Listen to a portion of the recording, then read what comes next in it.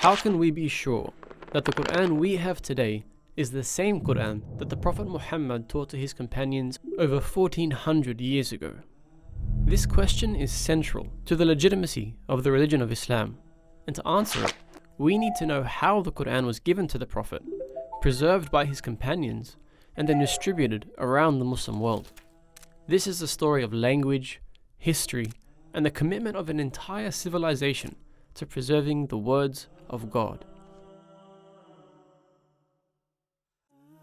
According to the Muslim understanding, the Quran was revealed to the Prophet Muhammad over 23 years, from the age of 40 to his death at the age of 63. Over those 23 years, he received the revelation from God in a number of ways. Most commonly, it was spoken to him directly by the angel Gabriel, but at other times, it came during his dreams, and on a number of occasions, it even came to him directly from God, and he experienced this as the sound of a heavy bell, after which the words of the revelation were made clear to him. Throughout those 23 years, the Prophet endeavored to share the revelation with those around him as soon as it came. He did this verbally, as he couldn't read or write, but he strongly encouraged others around him to write down the revelation, as well as memorize it. This was the basis of how Muslims believe the Quran became preserved, not purely through written or oral means, but with both strengthening the other. The companions around him constantly strove to memorize these verses, with many eventually memorizing the entire book, and they simultaneously wrote them down on whatever materials they had around them, from parchment to bone to wood and stone. Over time, at least 65 companions functioned as scribes for the Prophet, who eventually established a school in Medina dedicated to teaching 900 of his companions to read and write. However, the dialect of the Qurayshi tribe that the Prophet spoke in wasn't the only dialect of the Arabian Peninsula, and as the religion was adopted by a growing number of tribes, they began to struggle with understanding the Quran. To overcome this, the Prophet was given permission to teach the Quran in 7 of the main dialects in the region, allowing the message to be understood more widely. But these dialects didn't really affect the written records, as they were only different when the Quran was actually vocalized.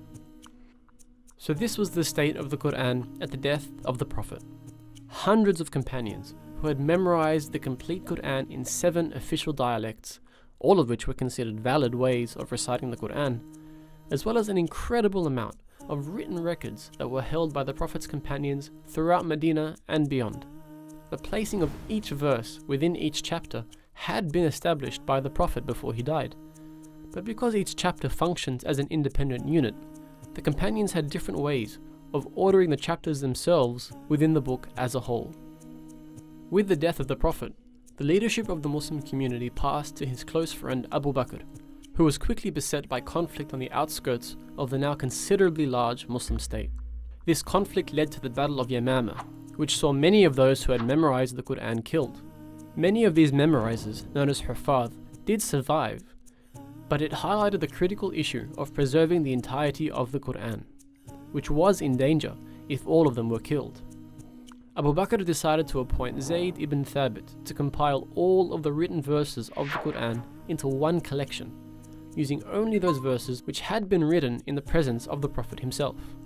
These manuscripts would then be verified by those who had memorized the entire Quran at the hands of the Prophet. This was where the important concept of tawatur, or multiply attested sources, came into play. In order to be 100% sure that a verse of the Quran was in fact a verse of the Quran, it needed to have multiple independent chains of transmission from different memorizers of the Quran. In this way, any verse that came to Zayd could be corroborated through both written and oral means, essentially guaranteeing that every single verse put in the final book was conveyed by the Prophet. Once this had been completed by Zayd, he penned the completed text, which became known as the Suhuf, and gave it to Abu Bakr. This was now the official text of the Quran. With the death of Abu Bakr, it was given first to Umar, and then to Hafsa, the widow of the Prophet, when Umar passed away. Throughout this time, the religion had spread incredibly rapidly, now reaching from Libya in the west to Khorasan in the east. With this influx of non-Arabs who had embraced Islam, those 7 official dialects began to cause some issues. Variant readings were beginning to crop up, and in order to stamp out the issue, The then Caliph Uthman decided that the original Qurayshi dialect would have to become the official reading of the Quran. He appointed a committee of 12 companions to essentially repeat the process of Zayd ibn Thabit, gathering all of those primary sources, rectifying any differences, and confirming them with those who had memorized the text orally. Once this had been completed, he sent for the original Suhuf, which was still being held by Hafsa, and compared the two collections for any differences. Once completed, this final copy was read out to Uthman and the companions, who all agreed upon its accuracy, and they decided to burn the original sources in order to avoid any future divergence with the text.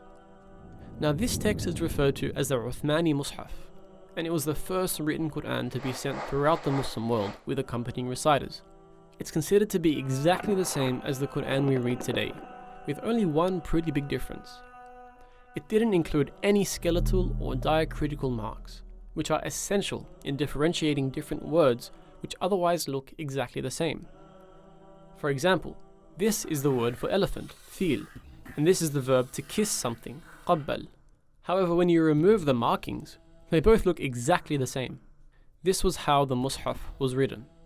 Now, whilst these diacritical marks weren't invented until 30 years after the death of Uthman, these markings, what are called skeletal dots, were known to the Arabs at the time of Uthman. But he must have intentionally decided not to include them in his original Mus'haf. Now, whilst we don't really know why, one possible reason is that he wanted to ensure that the Quran would always be taught and preserved through both written and oral methods. And that's where those official reciters who were sent out with copies of the Mus'haf came into play.